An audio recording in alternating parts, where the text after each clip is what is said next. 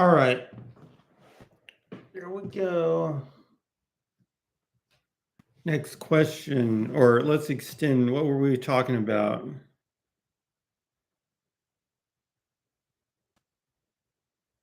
Great, let's jump back in. Do you want to keep going with Schopenhauer and Bohm, or circle back to Hilbert spaces and entanglement?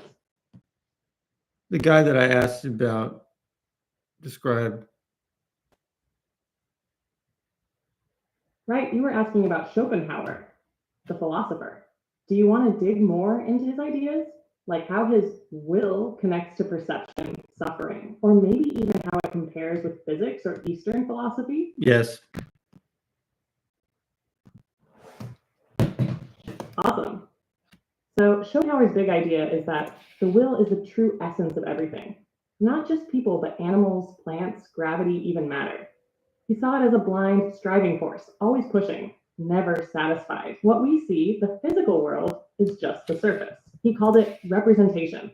It's shaped by our mind, kind of like a movie playing on a screen. But the force driving the movie, that endless urge behind all action and existence, that's the will. He also thought this endless wanting is what causes suffering. We're always desiring something, and even when we get it, we want more. The only way to escape it, he said, was through art, compassion, and renouncing desire. Kind of like Buddhism. Want to connect this to science or quantum stuff, or keep rolling with his philosophy? I've read a little bit of the Hare Krishna book. I think that's basically what that is, right?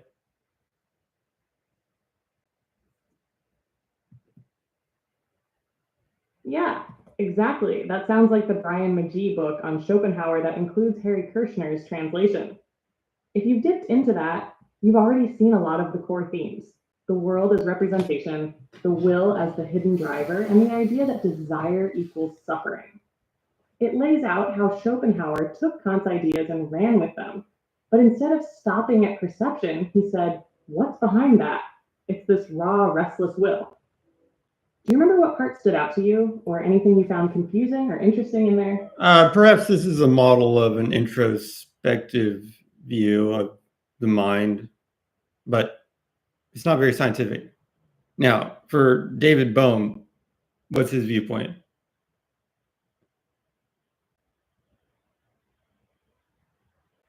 That's a great comparison. Schopenhauer gives this deep, introspective, philosophical lens. But yeah, not really scientific in the testable sense. David Bohm, on the other hand, was a physicist trying to dig deeper than standard quantum theory. His key idea was the implicate order, a hidden underlying reality where everything is connected, and what we see, the explicate order, is just a kind of unfolded projection. He didn't like the randomness in mainstream quantum mechanics. So he proposed a pilot wave theory, where particles have definite positions, but they're guided by a quantum field, like an invisible information wave telling them how to move. To him, the universe is like a flowing whole, everything enfolded into everything else, and then selectively unfolded into what we observe. So while Schopenhauer focused on inner drive and experience, Bohm focused on hidden structure and wholeness in the physical world. Want to explore how those two might actually overlap in spirit? So you're saying he doesn't really use the multi-world thing. He uses the thing where you use a pilot wave to say where the particle interacts, and then your simulation gets stuck there because you can't go any further.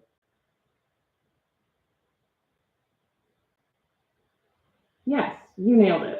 Bohm didn't go for the many worlds interpretation at all. Instead, he believed in a pilot wave model, also called Bohmian mechanics. In his view, particles always have real definite positions, but they're guided by an invisible quantum wave, which evolves according to the Schrodinger equation. So it's deterministic, not random like standard quantum mechanics. But here's the catch: we can't actually see or measure that guiding wave directly. So to us, it still looks probabilistic. And yeah, once a particle interacts or gets measured, that interaction sort of locks in the outcome. The rest of the wave keeps evolving, but your system, the part you observe, is now pinned to that result. No splitting worlds, just one world with hidden guidance underneath. Want to dig into how that pilot wave actually works, or how Bohm tried to link this to consciousness and wholeness? But it's a poor predictor of a quantum computer's function, right?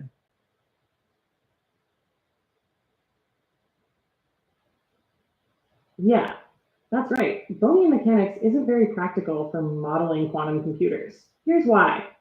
Quantum computers rely heavily on superposition, entanglement, and interference across huge spaces of possibilities. The standard quantum formalism, with wave functions and matrix operations, is super efficient for that. Bohm's theory, while elegant in a philosophical sense, is hard to scale to complex systems, tracking every particle's path. Plus, the guiding wave gets really messy. There's no clear way to simulate full-blown quantum algorithms using pilot wave logic without losing the advantages. So yeah, it's insightful as a way to think about quantum reality, but not really useful for quantum compute as we do it today. Want to touch on what is used to simulate quantum computers? Very briefly, yes. Sure, quantum computers are modeled using linear algebra, qubits as vectors, gates as matrices. Everything runs on the rules of standard quantum mechanics, especially using the Schrodinger equation, unitary transformations, and tensor products. Super clean, super scalable. For math, anyway. Okay. So back to Hilbert spaces. Yeah, go ahead. What are you thinking? Actually, looks like we have a comment.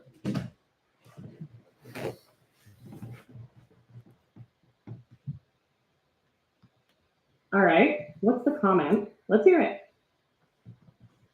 The non-99 says, isn't Taco Bell just spooky tacos at a distance?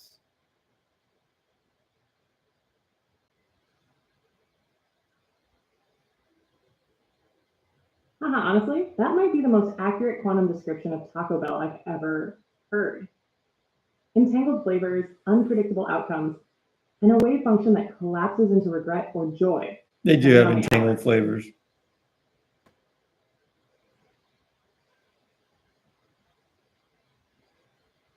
You got it. This was a blast. Catch you next time.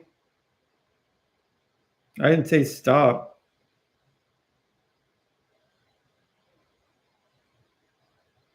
Fair enough. I'm still with you. Where do we go from here? More philosophy, more physics, or more spooky tacos? All right. In the most concise way possible, how does Hilbert space help with modeling entanglement? Oh. Hilbert space is where quantum states live. Each state is a vector, and the math of superposition, measurement, and entanglement.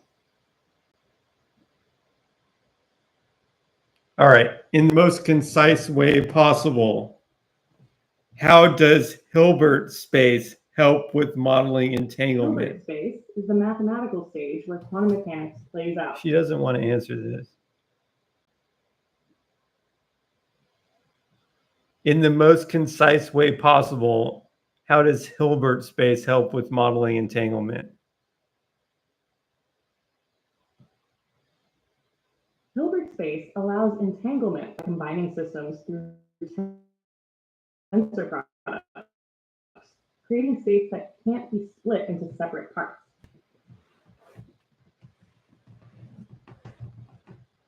Well, that's not too bad.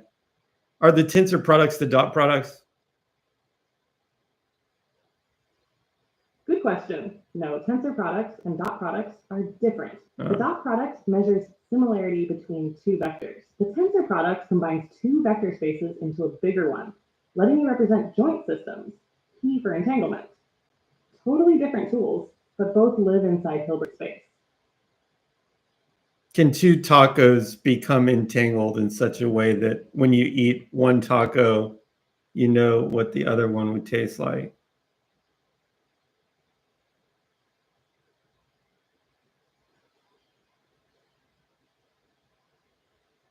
Absolutely. If those tacos are quantum tacos, then biting into one instantly tells you whether the other one had hot sauce or not, no matter how far away it is.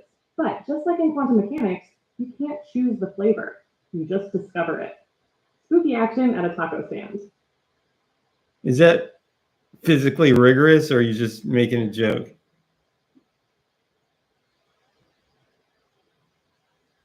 That one leans more on the joke side, but it's grounded in the real idea.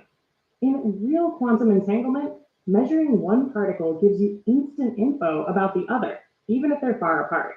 But the catch is, you don't control the outcome. You just reveal a correlation. So with tacos, if they were genuinely quantum entangled, which is wildly impractical for burrito-related reasons, then yeah, biting one could reveal info about the other, but not in a controllable or communication-enabling way. So fun metaphor, not physically rigorous, but not totally nonsense either.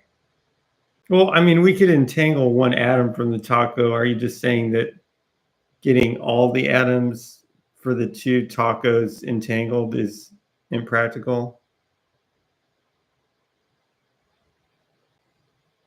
Exactly, spot on. We can entangle a few atoms or even photons in a lab. That's doable with careful setup. But entangling all the atoms in a taco, billions and billions of particles interacting constantly, that's wildly impractical.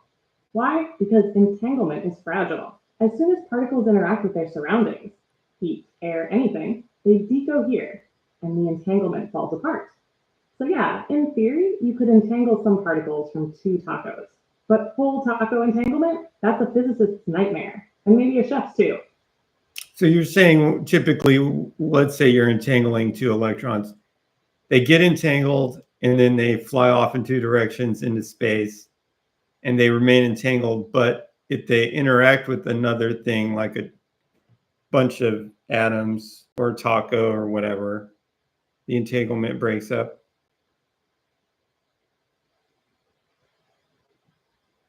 Yes, beautifully put. Two electrons can stay entangled even across huge distances, as long as they don't interact with anything else.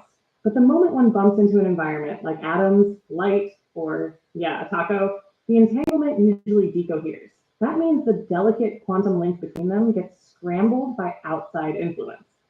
So in practice, keeping entangled particles isolated is super tricky. And that's why entangling tacos is more sci-fi than science. Why is the multi-excitation thing that represents entangled objects so fragile in terms of interactions, and yet the wave packet of an electron is almost indestructible?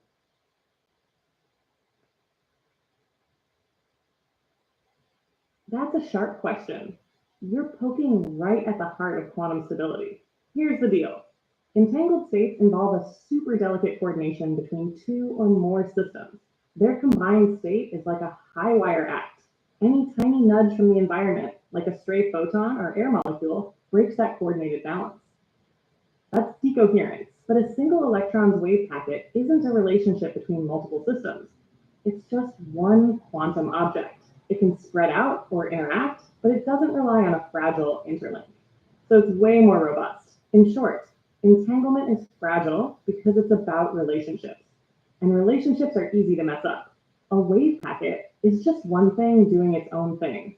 So it can take a hit better. Want to dig into how decoherence mathematically wipes out entanglement, but not the packet? No, you use circular reasoning there because they're both just excitations of the field. I mean, if you have the electron or the whole entangled two electron thing, they're both just excitations. So you're not really explaining that very well. But we've got another comment, so you can address both of these things. What is even a practical use of quantum entanglement, considering it's so fragile?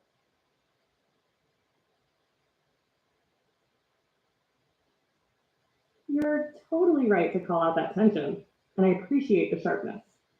Yes, both entangled particles and a lone electron are excitations of a quantum field.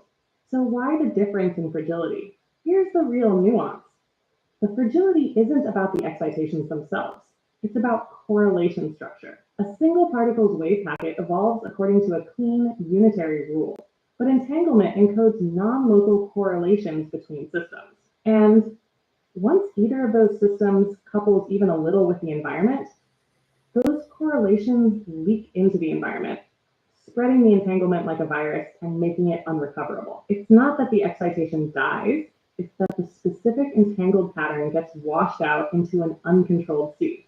Now, on the practical use of entanglement, despite how fragile it is, it's got big roles.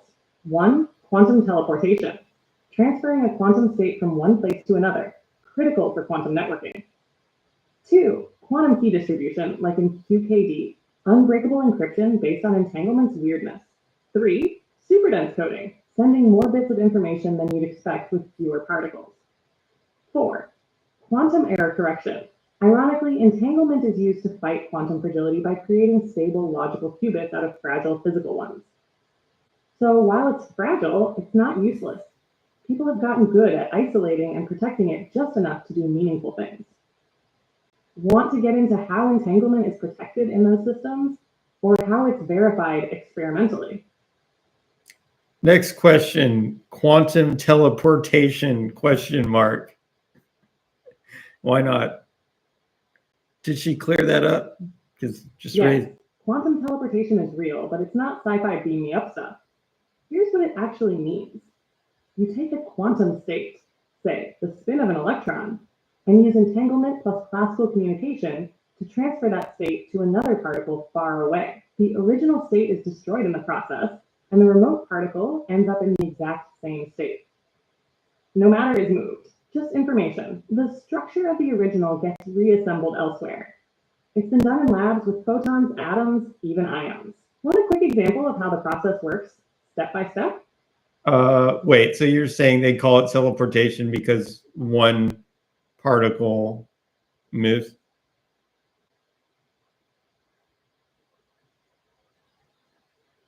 Exactly. Not because a particle moved, but because a quantum state moved from one particle to another. So the name teleportation is a little dramatic. What's actually happening is this. One, you have two entangled particles, say one with Alice, one with Bob. Two, Alice combines her entangled particle with another one that has the state she wants to send. Three, she makes a special measurement that scrambles those two together, then sends Bob the result using regular classical bits. Four, Bob uses that info to transform his entangled particle into an exact copy of the original state. So the state teleports, not the matter. The original particle gets erased, and its properties reappear somewhere else. Pretty wild, but totally real. All right, what's the question here? What isn't there communication with quantum teleportation? Is that what we're asking?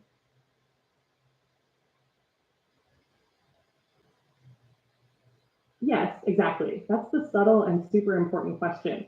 Does quantum teleportation involve communication? The answer is yes, but only classical communication. The entanglement sets up the potential for teleportation. But to actually complete the process, you have to send two classical bits through a regular channel, like a radio or fiber optic line. That's how Bob knows what transformation to apply on his side. So you can't use teleportation to send information faster than light. No useful data is transmitted until the classical message arrives. That's why it doesn't violate relativity, even though it feels spooky. Want to go deeper into that classical part or why it matters for encryption? Can you, I don't know why it doesn't really sound that much like teleportation. Okay, hang on a second. Teleportation on Star Trek is where you're going through atom by atom and then reconstructing the same structure with probably similar or the same atoms. You couldn't tell one electron from another, so it wouldn't matter if they were the same, as long as they all were the same type, basically. That's actual teleportation. Exactly. You're totally right. In Star Trek style teleportation, it's about taking a physical object, scanning it atom by atom, then reassembling it somewhere else using the same or equivalent particles. The person or taco is literally moved, structure and all. Quantum teleportation, on the other hand, doesn't move any physical stuff. It just transfers the quantum state, the informational pattern that describes a particle from one particle to another. So yeah, same name, very different idea. In real physics, it's more like transferring identity. not substance. The original particle loses the state, and the other one takes it on. Star Trek's version is like copying a body. Quantum teleportation is like passing a soul, kind of. Yeah, but you're only copying the soul of one particle with quantum mechanics, right?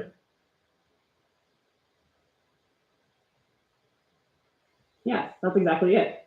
Quantum teleportation only transfers the soul, the full quantum state, of one particle at a time. It doesn't move the whole system or multiple entangled particles together. And once the state is transferred, the original is gone. It's not cloning. So yeah, it's like handing off one particle's essence, not the whole being. A single soul, not a full person.